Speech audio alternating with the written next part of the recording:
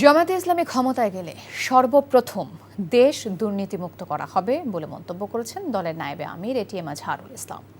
তিনি বলেন, দেশে সম্পদের অভাব না থাকলেও সৎ নেতৃত্বের অভাব প্রকট।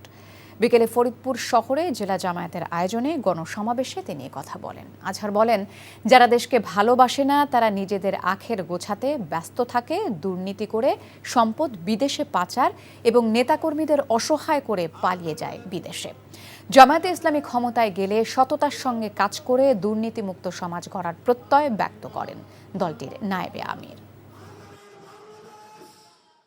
আমরা যদি দায়িত্ব পালন করতে পারি, সুযোগ পাই, প্রথমেই আমরা দুর্নীতিমুক্ত সমাজ কায়েম করব, দুর্নীতিমুক্ত রাষ্ট্র কায়েম করব।